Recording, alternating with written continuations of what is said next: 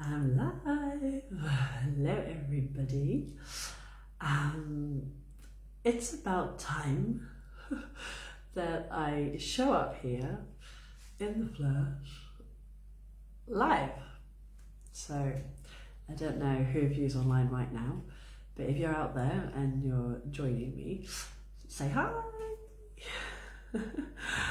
I wanted to make a little video or do this live to introduce myself, or if you've been here a long time, to reintroduce myself, so you can understand a little bit about why I created this group, what my motivation is, and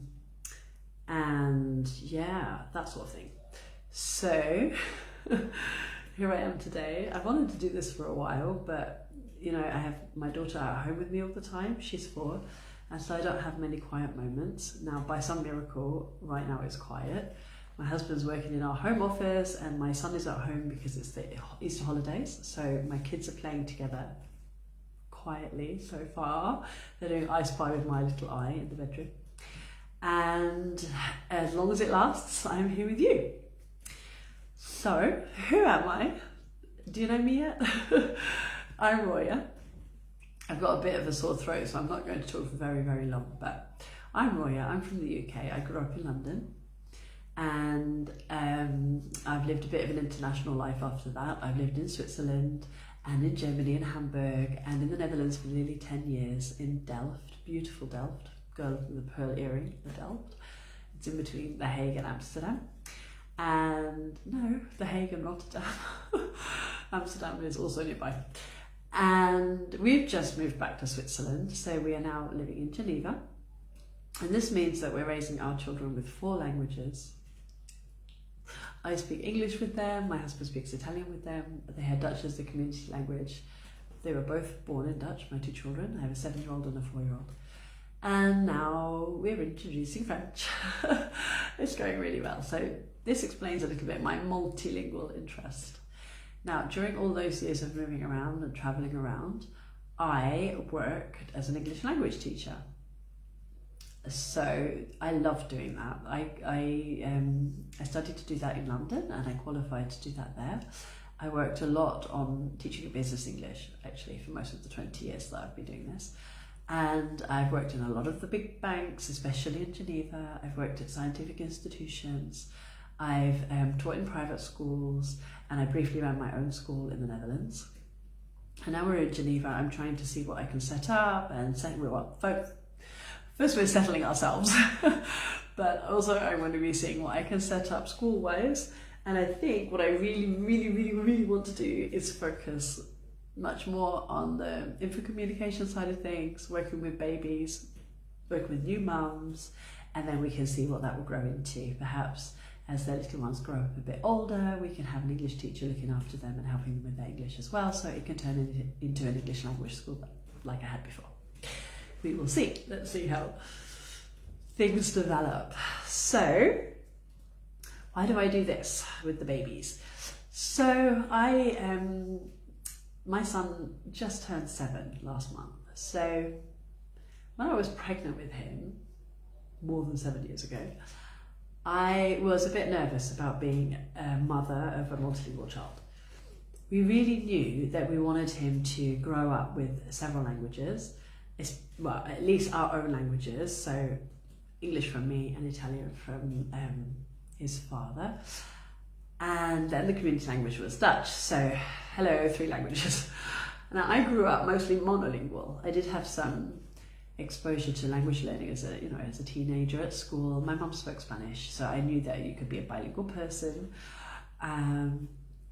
Yeah, but I didn't really know how I was going to bring up my own children to be multilingual, and I really felt like this was a really super important part of parenthood for us, that we had to get it right, and I was really scared that if I didn't, I would regret it for like forever. And I have a little bit of a feeling from that because my father, his language is Farsi, he's from Iran, and I never really learned it. It's a sort of a long story, but he'd been in England a long time by the time I was born, and he wasn't confident to teach us his language, and he was used to speaking English with my mum. And I grew up hearing it, it's familiar to me, but I don't understand a lot, and I can just introduce myself and ask somebody how they are. That's all I can do. I know about the food though. Iranian food is delicious. If you're around a place with an Iranian restaurant or something, you must try it. Somebody's watching me. Hello. Write a comment, say hi. I don't know I can't see who you are when we do these lives, but anyway, hello. Thank you for being here with me. So I really wanted to raise these multilingual children, and I was considering myself monolingual and didn't know how to do it. Another thing I really knew I wanted to do was learn about baby sign language, because that was something that I was just always fascinated about. I'd heard about it before. I knew it was big in America. In the UK, it's a thing as well. So I started researching while I was pregnant with my first baby. And I fell down a huge rabbit hole of like research. Where can you learn to do all these things? It wasn't easy. The resources are scattered. The baby sign language that you find out there is based on ASL, American Sign Language, but that's very regional. Or there's Makaton in the UK, which is a little bit like British Sign Language, but British Sign Language is different again. So, you Google signs or you look them up on YouTube and you might find several different ways of doing it. So there's a lot of confusion out there. And I didn't know this thing would work. I didn't know if it would work. I hoped it would, but I had no idea. So I just kept gathering resources and reading and studying about this stuff. Then my child was born and we started using signs. And I remember around 6 months thinking, we're doing this, we're using these signs, but nothing's happening. Is it ever going to work? And then, I was so skeptical, but I kept going because I was determined. And then around 8 months old, my son signed back, and his first sign was Papa. Oh, it was so cute. So I was like, hello, this has potential. And I introduced more signs, and I discovered that ASL signs, well, first I was using a lot of the British Sign Language signs, but I discovered immediately that those were quite impractical for a baby. For example, I love you is something like, I love you, but that's actually 3 signs, isn't it? It's 3 gestures. So that's not any good for a small baby. And so I looked around at other sign languages. So I'm not American, but American Sign Language is accessible online. I want to be careful and sensitive here because I'm not a deaf person and I don't have really ties with the deaf community. So that wasn't my intention ever to learn the whole sign language. Actually, it was something I wanted to do just with my baby, but because baby sign language in America is based on American Sign Language, I looked up some signs. So I love you in American Sign Language is like this, which I believe is I, and then le for love, and then you. That's beautiful, but it's still kind of impractical for a small baby that doesn't have the motor skills. So this led me to make a modification. So I use with my own children, le for love. Love, le for love, I love you. And this is how it all started. Me and my husband together, we worked on this more, we developed it, we worked on it with our family, it was really successful with my son, and then an American friend of ours was really interested in what we were doing. She lived also in the Netherlands near us. I said, hey, teach me my baby too. So I did. And then we had workshops. And with my background as teaching English, it was quite a natural step to start teaching workshops. And they were wonderful. We were doing them at the Womanhood Studio in Delft. Actually, before that, we were doing them in The Hague and then in Delft. And so shout out to the Womanhood Studio. Thank you, Tammy, for supporting me and encouraging me. And they were growing the workshops.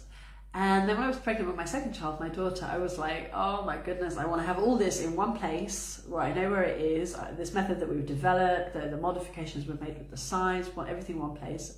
So while pregnant with my big bump, I think I was like 36 weeks pregnant and desperate to get it done before my baby was born, I videoed the Infant Communication Baby Sign Language online video course. I put the whole thing together. Then I had my baby and things sort of went slow again for a long time, because when you've got a newborn, you know what it is, right? When you've got a newborn, you don't get anything else done except looking after that baby, which is the way it should be. And so my online course sat there, digital files on my computer for a long time, and I was editing them, but not very good. I wasn't good at that. So eventually I realized I had to pay someone to get them edited. I got them edited and I launched my course. Yay! So now I have this beautiful online course. I have this beautiful online community, this Facebook group. I created this first, before my course actually. I think I created this group when my son was around a year old, or maybe nearly 2. I don't know. It's at least 5 or 6 years old. I should check. And I have been posting in here nearly every day ever since. Sometimes we go through a little bit of a quiet period. I've been a little bit quiet recently because we've just moved to Switzerland, and you can imagine what it is moving a family of 4 from the Netherlands to Switzerland and doing that move in Dutch, English and French. Kind of blew my mind. So yeah, but I'm determined now to relaunch this and make this a real thing. This method needs to be out there. People need to know about this. This works. It's very simple, but it's powerful. It doesn't take a long time to learn, but when you know it, and then you can have a much better relationship with your baby. You can be more calm and confident. You can understand many times why they're crying, or you can even cut out the crying completely by reading your baby's body language, or by introducing, these signs that they can use, and they can tell you what they need and what they want before they start crying. And so that is the motivation behind everything, is that I really want to be able to give this power to you parents, but also give a voice to your baby, which is, I guess, giving them power too. And it really helps to avoid a lot of the frustration that happens when, parent and baby don't understand each other. There's a lot of that. And it really helps as well when you get along to the toddler, I was going to say teenage years, to the toddler years, then you can reduce a lot of the stress that comes with the terrible twos. And actually, neither of my children had terrible twos. The twos were okay. So yeah, this is all about what it's all about. Now, I would really like to know what topics you would like to discuss together in this group. So I'm thinking to do this live thing regularly. It might be once a week, or it might be twice a month. I'm not sure yet, because I'm also becoming active on Peanut. Have you discovered the Peanut app? You have to look it up. It's really nice. It's like Tinder for mums. It's like, yeah, I don't know. You see, it's for women. It's not just for mums, but you can say what stage of life you're in. So if your stage of life is new mum, so you can put that in, and then you can search for new mums nearby where you live, and then you see them, and then you can swipe up to wave at them and connect, or swipe down if you're not sure. So I'm quite active over there as well. And over there, they have pods, which is like an audio thing. It's a bit like Clubhouse on Peanut. Anyway, we're going down social media thing. So anyway, so I'm not quite sure yet if I'm going to do lives every week or every other week with Here on Peanut. But when we do them, what do you want to hear about? What are your questions? What are your worries? What are your fears when it comes to bringing up your baby bilingual or multilingual?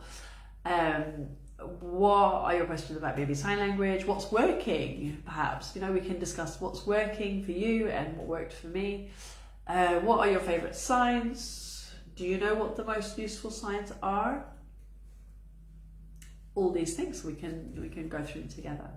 So yeah, that's it. Thank you for joining me for this little reintroduction of myself. I think I can save this in the group so that you can watch it later. And yeah, that was great. Ciao.